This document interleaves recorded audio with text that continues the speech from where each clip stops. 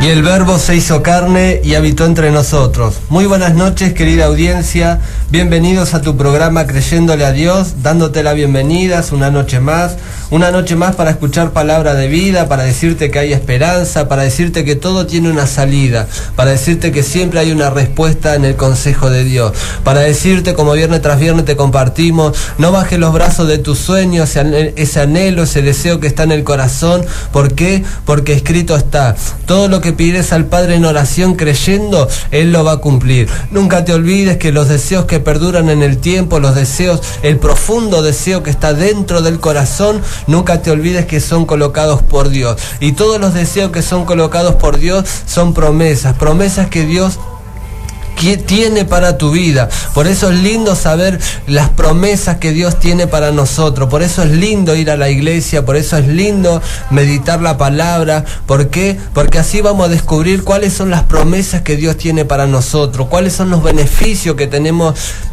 tiene Dios para nosotros, cuáles son las salidas ante cada situación de la vida que nos toque atravesar. Por eso es importante la palabra, es importante tener la guía. ¿Por qué? Porque la palabra es una guía espiritual.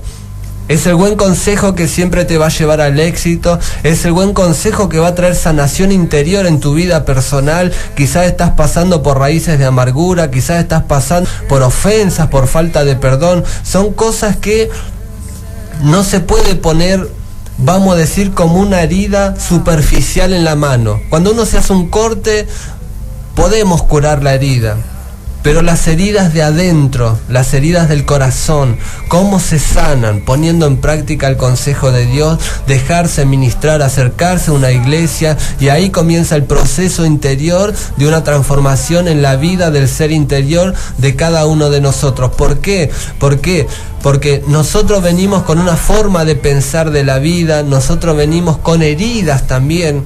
Porque cuando uno llega al camino de Dios, uno no se olvida que uno dejó una vida pasada, pero quedaron las secuelas de la vida pasada. Y eso es lo que Dios quiere empezar a restaurar en el ser interior de uno. Y todas esas cosas que son estructuras, son formas de pensar que se han alojado en nuestra mente. Es muy sencillo.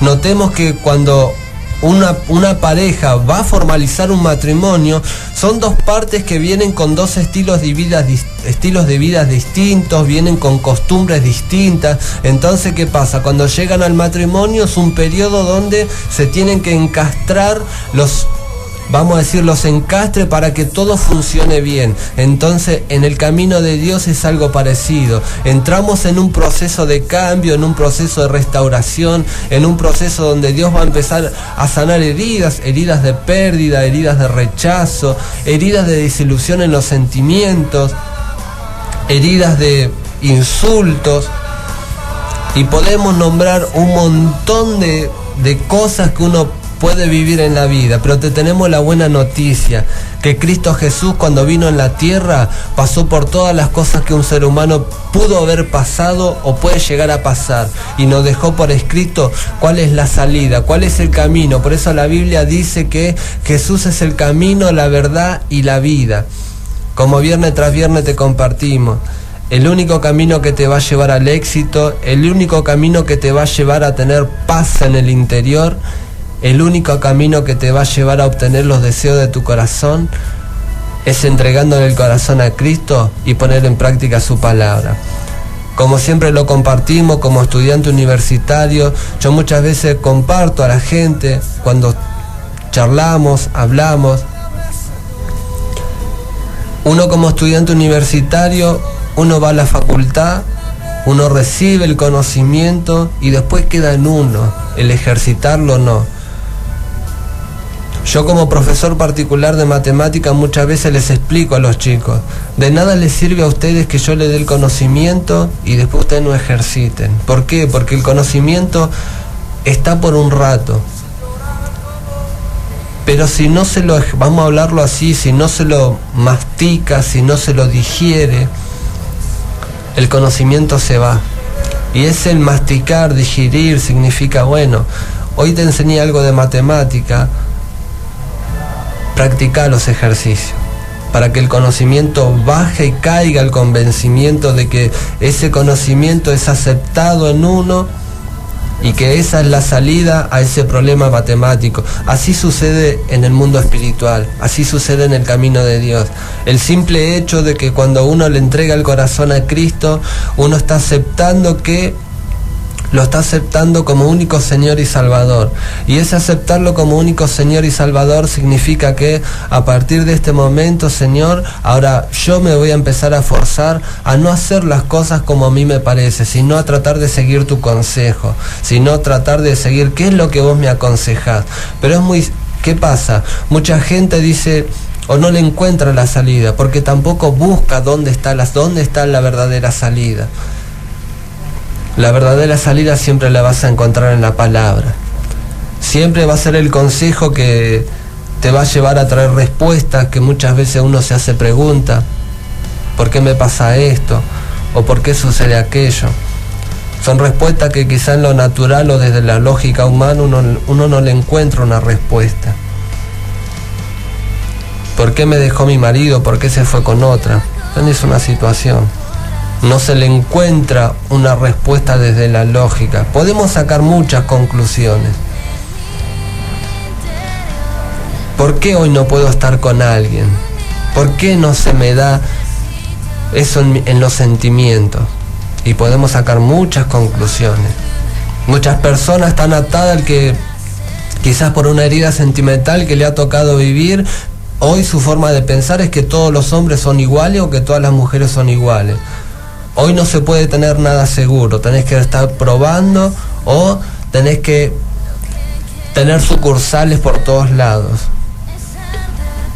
Y si vamos a la verdad dice que sí, Dios tiene tu compañero, Dios tiene tu compañera, pero Dios está esperando que se lo pidamos a Él. ¿Por qué? Porque Él es el que te creó, Él es el que te formó y Él sabe cuál es la persona indicada para tu vida. Y cuando uno quiere una pareja, no hay que salir a buscarla. Como siempre te compartimos de este lado, espera en Dios. Y el esperar en Dios no significa que un día tu compañero te va a caer del cielo. No, las cosas se dan instantáneas. Tenemos el ejemplo del hijo de Abraham, de Isaac. Te invito, lee en el libro de Génesis, en el capítulo 12, en adelante, que cuenta la historia que Abraham manda a su siervo a que le vaya a buscar una mujer para Isaac. Pero dice, ve a la tierra donde están mis parientes.